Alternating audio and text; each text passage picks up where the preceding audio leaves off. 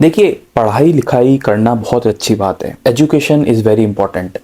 लेकिन कहीं ना कहीं एजुकेशन के नाते पढ़ाई के साथ साथ हम पढ़ाई को सीधा दुनिया की चीज़ों में जोड़ते हैं और फेथ यानी कि विश्वास जो है वो इससे बहुत ज़्यादा प्रभावित होता है। मेरा कहने का मतलब क्या है, देखिए हम पढ़े लिखे बहुत होते हैं और कई बार हम बाबा की कहानियों को सुनकर या कोई चमत्कार सुनकर हम ये सोचते हैं, उसमें लॉजिक फिट करने की कोशिश करते हैं कि आखिर बाबा ऐसा कैसा कर सकते हैं। और वो जो डाउट है वो बड़े बड़े पहाड़ क्रिएट कर देता है हमारे मन में, और कई बार हम बाबा के चमत्कारों पर यकीन नहीं करते। देखिए, एक बहुत अच्छी लाइन मैंने कहीं सुनी थी कि doubt creates mountain and faith creates tunnel through them.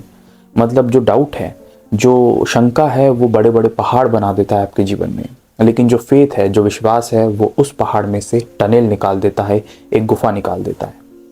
और ऐसा ही कुछ होता है। तमाम जो लोग बाबा से मिलने आते थे उनमें से कई सारे डिप्टी कलेक्टर, हाई कोर्ट जज, बॉम्बे हाई कोर्ट जज और बहुत बड़े बड़े लॉयर, बहुत बड़े बड़े अधिकारी आते थे।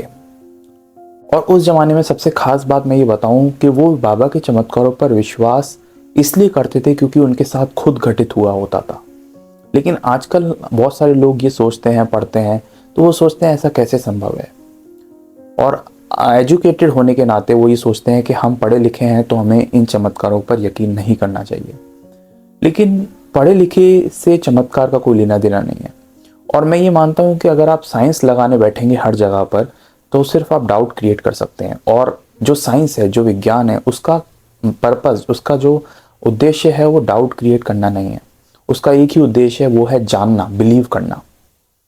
और हम इसी बात को गलत ले लेते हैं। हम आपस में भी बोलते हैं कि अरे तुम तो पढ़े लिखे हो, तुम ऐसे कैसा विश्वास कर सकते हो कि बाबा ने ऐसे आशीर्वाद दिया और उसको संतान हो गई, या ऐसे आशीर्वाद दिया तो उसका धंधा चल गया।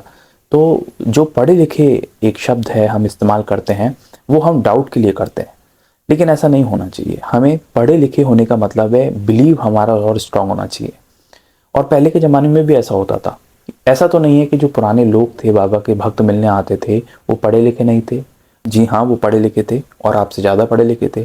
लेकिन फिर भी उनके मन में इतना स्ट्रांग फेथ डेवलप कैसे हुई?